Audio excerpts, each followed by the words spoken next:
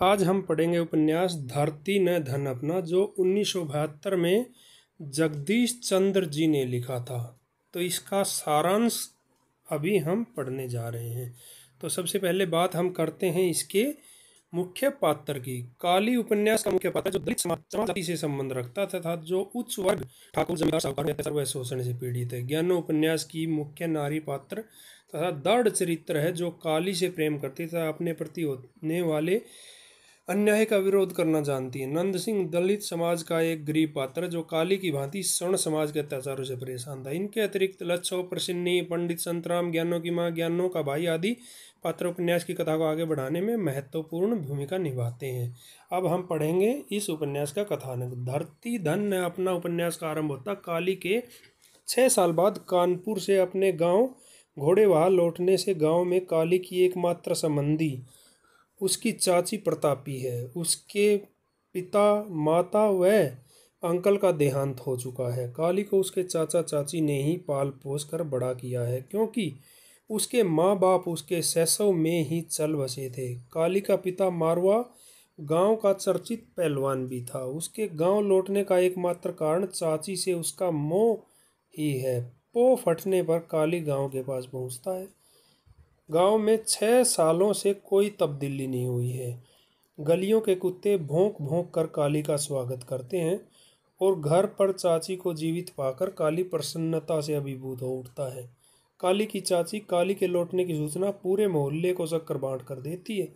6 वर्ष के कानपुर प्रवास ने काली और गांव वालों के बीच एक दूरी सी आ गई है। चमारों के मोहल्ले में एक कोठा भी अभी तक पक्का नहीं हुआ है। मोहल्ले की औरतें काली से हंसी मजाक कर उसका अजनबीपन दूर करती हैं। 6 साल कानपुर में मजदूरी कर काली कुछ कमाई कर गांव लौटा है। इसे चमार होने पर भी गांव में उसके व्यक्तित्व का कुछ प्रभाव पड़ता है और कुछ गांववासी उससे बाबू कालीदास कहते हैं। गांव में जमीनों के मालिक चौधरी हैं। 1-2 बनिए दुकानदार हैं। वह जमीनों पर तथा घरों में काम करने वाले दलित चमार हैं। चौधरी लोग बेबात चमारों से गाली गलौज करते हुए उन्हें पीटते रहते हैं। उपन्यास के शुरू में ही चौधरी हरनाम सिंह अपने खेत की फसल नष्ट करने के संदेह में जीतू की पिटाई करता। हालांकि वह निर्दोष है और मंगू चमार चौधरी हरनाम सिंह का गुलाम बना हुआ है, जबकि उसकी बहन ज्ञानो चौधरियों के अन्याय का विरोध करती है, जो काली को ज्ञानों के प्रति आकर्षित करता है। काली अपने कच्चे कोठे को गिराकर पक्का मकान बनाना चाहता है और इसके लिए वह छज्जू शाह से सलाह लेने जाता। छज्जू शाह उसे पक्का मकान बनाने के उपाय तो बताता, लेकिन साथ ही काली को इस तथ्य से भी अवगत करा देता है कि जिन घरों में दलित लोग रह रहे हैं वह जगह गांव की सांझी जगह सामलात है और इन घरों पर दलितों का मौरूसी अधिकार ही है। अर्थात जब तक उनके खानदान का कोई व्यक्ति उस घर में रहता तभी तक वे वहाँ रह सकते हैं। काली की गांव में पैसा देखकर गांव का छज्जू सा उसे चाचा का लिया उधार पर उस ब्याज की रकम भी झटक लेता है।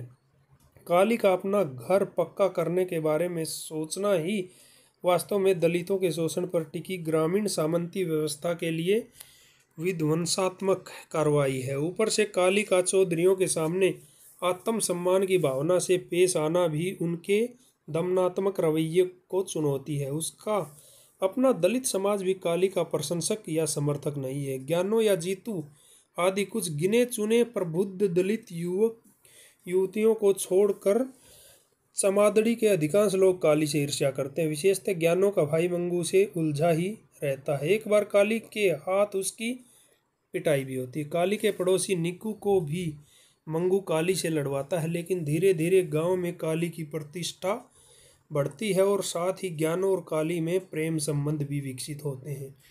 काली यद्यपि चमादड़ी में पहला पक्का मकान बनवाकर अपनी सामाजिक प्रतिष्ठा बढ़ाता है, लेकिन वह जिस किसी से भी मिलता है, मिस्त्री हो या छज्जू सा, सब उसके साथ चमार कहकर छुआछूत का व्यवहार करते हैं, जो उसे बहुत चुभता है। नंद सिंह इसी छुआछूत के व्यवहार से तंग आकर पहले सिख बना था, अब ईसाई बनता है, लेकिन छुआछूत फिर भी उसका पीछा नहीं छोड़ती। मंगू यद्यपि काली के प्रति श्रोता रखता है, लेकिन चौधरियों द्वारा बार बार उसे कुत्ता चमार कहकर पुकारा जाना भी काली को बहुत बुरा लगता है। गांव का ईसाई पादरी या किताबी कामरेड डॉक्टर बिशनदास छुआछूत के व्यवहार को रोकने का कोई प्रयास करते नहीं दिखते। काली अपने पिता मारवे की तरह कबड्डी का खिलाड़ी है, वह अपने खेल का जौहर भी गांव में दिखाता है। लेकिन चौधरियों का लड़का हरदेव जानबूझकर खेल में उसका कुल्ला तोड़ देता है। लालू पहलवान इस हरकत के लिए हरदेव को फटकारता है और काली का इलाज भी करता है। काली की चाची प्रतापी की अचानक बीमारी व झाड़फूंक के कारण देहांत से कथा में नया मोड़ आता है। काली का मकान पक्का करने का सपना पूरा नहीं हो पाता। न सिर्फ मकान बीच में ही छूट जाता, उसकी कमाई के पैसे व चाची द्वारा बनाए गहने रुपए भी चाची की मृत्यु के बाद शोक जताने आई कोई पड़ोसिन ले उड़ती है। काली सब कुछ लुटाकर घास खोदने का धंधा करता है, फिर लालू पहलवान के यहाँ मजदूरी करने लगता। गांव में आई बाढ़ कथा का अगला मोड़ है। प्राकृतिक आपदा का सामना चौधरी और चमार मिलकर करते, लेकिन चौधरियों के खेतों को बचाने के लिए दलित बेगार नहीं करते। 3 दिन से काम के बाद भी दिहाड़ी न मिलने पर चौधरी चमार संघर्ष शुरू हो जाता है। चमारों का सामाजिक बहिष्कार किया जाता है और वे भी काम में हड़ताल करते हैं। पादरी उनकी मदद करना चाहता है, लेकिन शर्त भी रखता है कि उसके लिए उन्हें यीशु की शरण में आना चाहिए। डॉक्टर बिशनदास व कामरेड टहल सिंह जैसे हवाई कामरेड दलितों की सहायता न कर उन्हें भाषण पिलाते व जलसा करने की घोषणा करते हैं। 15 दिन तक बच्चों को भूख से बिलखते हुए देखकर चमारों का साहस जवाब दे देता है और वे आखिरकार चौधरियों की शर्त मान लेने के लिए विवश हो जाते हैं और दोनों ही पक्ष संघर्ष को व्यर्थ समझ आधे दिन की दिहाड़ी पर समझौता कर लेते। धरती न धन अपना का अंतिम पक्ष ज्ञानो और काली के प्रेम के त्रासद अंत को मार्मिकता से चित्रित करता है। ज्ञानो गर्भवती हो जाती है, काली के साथ उसकी शादी समाज को स्वीकार नहीं। गांव उसके लव रिलेशन के कारण दोनों का दुश्मन बन जाता। काली की प्रतिष्ठा खत्म हो जाती। लालू पहलवान उसे नौकरी से निकाल देता। काली पड़ोस के कस्बे में मजदूरी करने लगता। वह ज्ञानों को लेकर भाग जाना चाहता है। दोनों अपना मिलना जुलना भी बंद नहीं करते। परिणामतः ज्ञानों को उसकी माँ व भाई जहर देकर मार डालते हैं और काली गांव से भाग जाता है। काली के गांव लौटने से थोड़े सुखद रूप में उपन्यास का आरंभ होता है, जबकि अंततः विषम परिस्थितियों में गांव से जान बचाकर वह अपनी प्रेमिका का हत्या का मर्मांत दुख लेकर गांव से चले जाने से उपन्यास का अंत होता है।